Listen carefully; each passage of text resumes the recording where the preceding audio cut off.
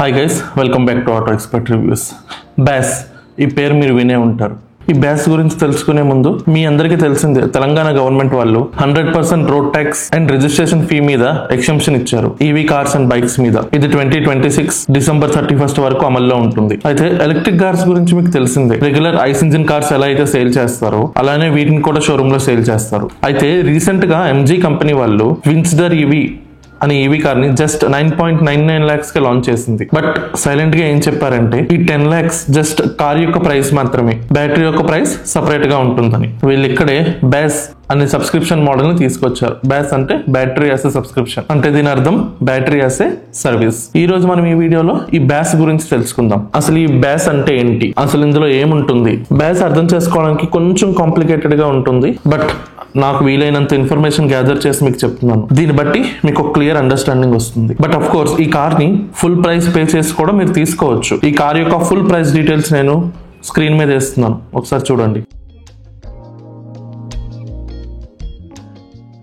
మీకు తెలుసు, ఈవీ కొనాలి అంటే అది పెట్రోల్ కార్ కన్నా minimum 40 to 50% up front cost ఎక్కువ పే చేయాల్సి ఉంటుంది. అందుకే ఈ కాస్ట్ వేరియేషన్ ని తగ్గించడానికి ఎంజీ వాళ్ళు బ్యాస్ అనే సిస్టమ్ ని తీసుకొచ్చారు, అదే బ్యాటరీ యాస్ ఎ సర్వీస్. అసలు బ్యాస్ సిస్టమ్ అంటే ఏంటి, ఇది ఎలా పనిచేస్తుంది, మంత్లీ ఎంత ఖర్చు అవుతుంది, బ్యాటరీ ప్రైస్ ఎంత ఉండొచ్చు, బ్యాటరీ రిపేర్ అయితే ఏమవుతుంది, 1500 kilometers లిమిట్ ఏదైతే ఉందో దాన్ని క్రాస్ చేస్తే ఏమవుతుంది, ఈ అన్ని క్వశ్చన్స్ యొక్క ఆన్సర్స్ ఇప్పుడు ఈ వీడియోలో చూద్దాం. అన్నిటికన్నా ఫస్ట్ వచ్చే క్వశ్చన్ ఏంటంటే ఎందుకు, వై, అసలు ఈ బ్యాస్ అనే సిస్టమ్ తీసుకురావడానికి గల కారణం ఏంటి? దీని simple answer, EV car cost లో అప్ ఫ్రంట్ వాల్యూ చాలా ఎక్కువ ఉంటుంది. మీరు చూసే ఉంటారు, టాటా నెక్సాన్ పెట్రోల్ మీకు 10 lakhs లో దొరుకుతుంది, అదే ఈవీలో మనకి 14 lakhs వస్తుంది. ఆ డిఫరెన్స్ ఏదైతే 4 lakhs ఉందో అది అప్ ఫ్రంట్ కాస్ట్ లో యాడ్ అయిపోతుంది ఈవీ కార్స్ విషయంలో. సో బేసిక్ గా అప్ ఫ్రంట్ కాస్ట్ అంటే మీరు డైరెక్ట్ గా షోరూమ్ కి వెళ్ళి మీరు కార్ కొని ఇంటికి తీసుకొచ్చేస్తారు. మీరు ఆ అప్ ఫ్రంట్ కాస్ట్ ఏదైతే ఉందో అది కార్ కొనేటప్పుడు పే చేసేస్తారు. దాని తర్వాత కార్ మీరే రోజు చార్జ్ చేసుకుంటారు,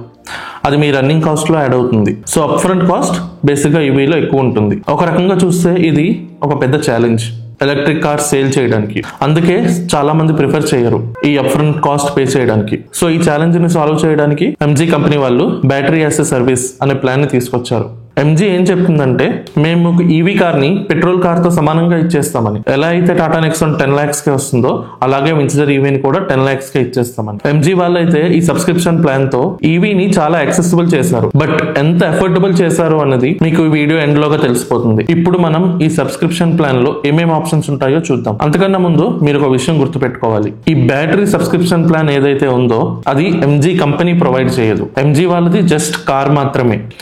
ఫైనాన్సర్ మనకి బ్యాటరీ సబ్స్క్రిప్షన్ ప్లాన్ ప్రొవైడ్ చేస్తాడు. మనం చూసుకుంటే ఇక్కడ మనకి 4 ఫైనాన్సర్స్ అవైలబుల్ గా ఉన్నారు. అందులో first the Bajaj Finance, second the Hero FinCorp, third the ఈకో5 and fourth one Vidyut Tech. ఇప్పుడు ఏ ప్లాన్ లో ఏమేమి ఉంటాయో చూద్దాం. అన్నిటికన్నా ఫస్ట్ బజాజ్ ఫైనాన్స్ చూద్దాం. వీళ్ళ ప్లాన్ లో మీరు కార్ మినిమం 1500 kilometers డ్రైవ్ చేయాల్సి ఉంటుంది. డ్రైవ్ చేసినా చేయకపోయినా ఈ 1500 kilometers కి మీ దగ్గర చార్జ్ చేస్తారు. 3.5 rupees ఈచ్ కిలోమీటర్ చొప్పున చార్జ్ చేస్తారు. ఇప్పుడు ఈ రెండింటిని మల్టిప్లై చేస్తే మంత్లీ 5250 rupees పే చేయాల్సి ఉంటుంది బ్యాటరీ సబ్స్క్రిప్షన్ ప్లాన్ కి. ఇన్ కేస్ మీరు 1500 kilometers కన్నా ఎక్కువ డ్రైవ్ చేస్తే మీరు ఎక్స్ట్రా ఏం పే చేయాల్సిన అవసరం లేదు. కార్ మీరు ఎక్కడైనా చార్జ్ చేసుకోవచ్చు. కావాలంటే వీళ్ళు public charging stations, public charging networks లో కూడా చార్జ్ చేసుకోవచ్చు. దీన్ని ఫస్ట్ 1 year ఫ్రీగా ప్రొవైడ్ చేస్తున్నారు, లేదంటే మీరు ఇంట్లో కూడా చార్జ్ చేసుకోవచ్చు. ఇప్పుడు సెకండ్ చూస్తే హీరో ఫిన్కాప్. వీళ్ళకి కూడా మినిమం 1500 kilometers మీరు కంపల్సరీగా డ్రైవ్ చేయాల్సి ఉంటుంది. వీళ్ళు కూడా around 3.5 rupees per kilometer charge చేస్తున్నారు. అంటే ఎవ్రీ మంత్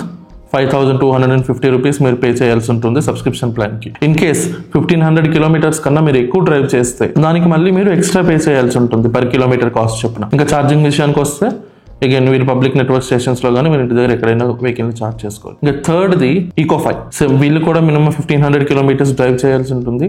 బట్ వీళ్ళు పర్ కిలోమీటర్ 5.8 rupees చొప్పున చార్జ్ చేస్తున్నారు. అంటే ఎవ్రీ మంత్ 8700 rupees మీరు పే చేయాల్సి ఉంటుంది సబ్స్క్రిప్షన్ ప్లాన్ కి. ఇన్ కేస్ 1500 kilometers కన్నా మీరు ఎక్కువ డ్రైవ్ చేస్తే అగైన్ మీరు ఎక్స్ట్రా పే చేయాల్సి ఉంటుంది. బట్ మీరు చూసుకుంటే పర్ కిలోమీటర్ చార్జెస్ అన్నిటికన్నా వీళ్ళ దగ్గర ఎక్కువ. నన్ను అడిగితే అన్నిటికన్నా వేస్ట్ ప్లాన్ ఇది. బట్ ఎస్, దీనివల్ల కొందరికి చాలా అడ్వాంటేజ్ ఉంటుంది. ఎవరికైతే సిబిల్ స్కోర్ తక్కువ ఉంటుందో వాళ్ళకి ఈ plan best offer. Last the విద్యుత్ టెక్. వీళ్ళకి మినిమం కిలోమీటర్స్ డ్రైవ్ చేయాలనే లిమిట్ అయితే లేదు, బట్ పర్ కిలోమీటర్ కి 3.5 రూపీస్ చొప్పున పే చేయాల్సి ఉంటుంది. అంటే ఇన్ కేస్ మంత్లీ మీరు 100 కిలోమీటర్స్ డ్రైవ్ చేస్తే 350 రూపీస్ పే చేస్తే చాలు. ఇది వినడానికి చాలా బాగుంది కదా, బట్ ఇందులోనే చిన్న మ్యాజిక్ ఉంది. వీళ్ళు అప్ ఫ్రంట్ బ్యాటరీ మీద కొంచెం హిడెన్ కాస్ట్ తీసుకుంటున్నారు. ఫర్ సపోజ్ వీళ్ళు బ్యాటరీ మీద 50K తీసుకుంటే ఇది ఎవ్రీ ఇయర్ పే చేయాల్సి ఉంటుంది కొంత టైం పీరియడ్ వరకు. ఇప్పుడు ఈ 4 ప్లాన్స్ నేను మీకు చెప్పేశాను. ఇందులో ఏది మీకు బెటర్ అనిపించిందో కింద కమెంట్ సెక్షన్ లో మీరే కమెంట్ చేసి చెప్పండి. నన్ను అడిగితే Eco5 వాళ్ళ ప్లాన్ అంత అట్రాక్టింగ్ అయితే లేదు మిగిలిన వాటితో కంపేర్ చేస్తే. ఇప్పుడు మీకు ఒక క్వశ్చన్ రావచ్చు, అసలు ఈ సబ్స్క్రిప్షన్ ప్లాన్ వల్ల మనకేంటి బెనిఫిట్ అని.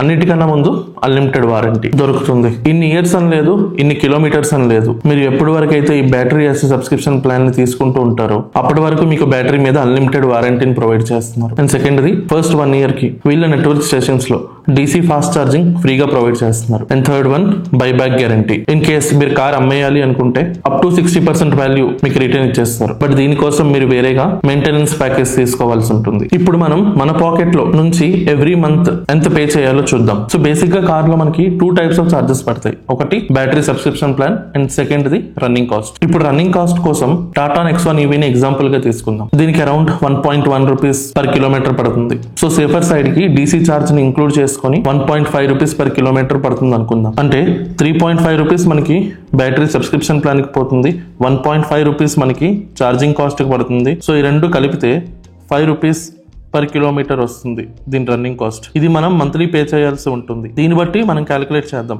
ఎవ్రీ మంత్ ఎంత అవుతుందో అండ్ పెట్రోల్ తోని కంపేర్ చేసి చూద్దాం. ఇన్ కేస్ ఎవరైనా 1000 కిలోమీటర్ డ్రైవ్ చేస్తే 5000 రూపీస్ పడుతుంది వీళ్ళ running cost, 5 rupees per kilometre బట్టి. ఛార్జింగ్ కాస్ట్ కూడా ఇందులో ఇంక్లూడ్ అయింది. సో 2000 కిలోమీటర్స్ కి 1000 రూపీస్ పడుతుంది, 3000 కిలోమీటర్స్ కి 15,000 రూపీస్ పడుతుంది. ఇంకా పెట్రోల్ కేసు విషయానికి వస్తే around 8 to 10 rupees per kilometre running cost తీసుకుందాం. సో ప్రస్తుతానికి 8 రూపీస్ అని కన్సిడర్ చేద్దాం. సో 8 రూపీస్ పర్ కిలోమీటర్ చొప్పున ఎవరైనా 1000 కిలోమీటర్స్ డ్రైవ్ చేస్తే 8,000 రూపీస్ అవుతుంది.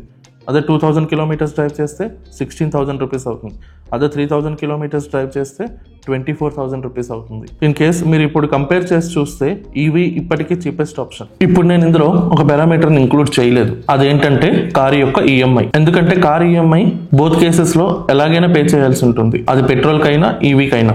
వాటి కోసం ఎలాగో మనం 10 lakhs ఫస్ట్ లోనే తీసేసాం. సో అది ఎలాగో పే చేయాల్సిందే. ఇప్పుడు మీరు చెప్పండి, వితౌట్ బ్యాటరీ కార్ ని 10 lakhs కి తీసుకుంటారో లేక విత్ బ్యాటరీ స్టార్టింగ్ లో చెప్పినట్టు ఫుల్ ప్రైస్ పే చేసి తీసుకుంటారు. MG వాళ్ళు విన్సర్ EV తో పాటు ZS EV and MG Comet cars కి కూడా ఈ బ్యాటరీ సబ్స్క్రిప్షన్ ప్లాన్ ని తీసుకొచ్చారు. ZS EV with battery around 18.99 lakhs ఉంది. అదే విత్ బ్యాస్ 13.99 lakhs, అంటే 5 lakhs డిఫరెన్స్ ఉంది. అదే Comet EV with battery 6.99 lakhs ఉంది. అదే విత్ బ్యాస్ 4.99 lakhs ఉంది, అంటే 2 lakhs డిఫరెన్స్. సో ఇప్పుడు మీకు ఒక క్లియర్ కట్ అండర్స్టాండింగ్ వచ్చిందని అనుకుంటున్నాను. ఇన్ కేస్ ఈ వీడియో ఇన్ఫర్మేటివ్ అనిపిస్తే వీడియోకి లైక్ కొట్టి ఛానల్ ని సబ్స్క్రైబ్ చేసుకోండి అండ్ పక్కనే ఉన్న బెల్ ఐకాన్ ని నొక్కండి. నాకు తెలుసు మీరు ఈ వీడియో చూసాక చాలా క్వశ్చన్స్ వచ్చే ఉంటాయని. నాకు వచ్చిన కొన్ని క్వశ్చన్స్ కి మీకు ఇక్కడ ఆన్సర్ చెప్తున్నాను. MG వాళ్ళకి ఎలా తెలుస్తుంది మనం ఎన్ని కిలోమీటర్స్ డ్రైవ్ చేసామని? సో బేసిక్ గా కార్ ఏదైతే ఉందో అది ఇంటర్నెట్ కనెక్టివిటీతో వస్తుంది. సో కార్ యొక్క కంప్లీట్ ఇన్ఫర్మేషన్ MG వాళ్ళ దగ్గర ఉంటుంది. మీరు ఎప్పుడు ఎక్కడ ఎన్ని కిలోమీటర్ డ్రైవ్ చేశారో అంత ఇన్ఫర్మేషన్ వాళ్ళ దగ్గర ఉంటుంది. Second question, battery and car రెండు డిఫరెంట్ ఫైనాన్సర్ దగ్గర నుంచి తీసుకోవచ్చా? అంటే కార్ బజాజ్ ఫైనాన్స్ దగ్గర నుంచి అండ్ బ్యాటరీ Eco5 వాళ్ళ దగ్గర నుంచి. నో, మీరు రెండు ఒకే ఫైనాన్సర్ దగ్గర నుంచి తీసుకోవాల్సి ఉంటుంది. Third question, monthly rental plan every month pay చేయకపోతే ఏమవుతుంది? సింపుల్, మీరు ఏ ఫైనాన్సర్ దగ్గర నుంచి అయితే కార్ తీసుకున్నారో వాళ్ళు వచ్చి వేసుకొని వెళ్ళిపోతారు. Fourth question, in case battery పూర్తిగా పాడైపోతే ఏమవుతుంది? ఇన్ కేస్ బ్యాటరీ పూర్తిగా పాడైపోతే వితౌట్ ఎనీ డ్యామేజ్ అది కంపెనీ వాళ్ళే చూసుకుంటారు. ఎందుకంటే మీరు బ్యాటరీ యాజ్ ఎ సర్వీస్ తీసుకున్నారు కాబట్టి. కావాల్సి వస్తే కొత్త బ్యాటరీతో రీప్లేస్ చేసి ఇస్తారు. ఇన్ కేస్ అది యాక్సిడెంటల్ డ్యామేజ్ అయితే అది ఇన్సూరెన్స్ వాళ్ళు చూసుకుంటారు. ఫిఫ్త్ క్వశ్చన్, రెంటల్ ప్లాన్ తీసుకున్న తర్వాత కొన్నాళ్ళకి రెంటల్ ప్లాన్ ని స్టాప్ చేయొచ్చా? ఎస్, బట్ కంపెనీ వాళ్ళు ఇది క్యాలిక్యులేట్ చేసి చెప్తారు ఇంకా ఎంత అమౌంట్ రిమైనింగ్ పే చేయాలో. సిక్స్త్ క్వశ్చన్, రెంటల్ ప్లాన్ తీసుకొని వేరే వాళ్ళకి కార్ సేల్ చేయొచ్చా? No, but yes. ఈ కేసులో మీరు ముందు మొత్తం రెంటల్ ప్లాన్ క్లోజ్ చేయాల్సి ఉంటుంది, ఆ తర్వాతే సేల్ చేయగలరు. ఐ హోప్ మీకు అన్ని డౌట్స్ నేను క్లియర్ చేశానని. వీలైనంత ఈజీగా మీకు ఎక్స్ప్లెయిన్ చేయడానికి ట్రై చేశాను. మీరు కమెంట్స్ లో చెప్పండి ఈ సబ్స్క్రిప్షన్ ప్లాన్ ఎలా ఉంది, ఇది సక్సెస్ అవుతుందా లేక డైరెక్ట్ గా కార్ని కొనుక్కోవడమే బెస్టా? Until then, see you all in the next video. Bye.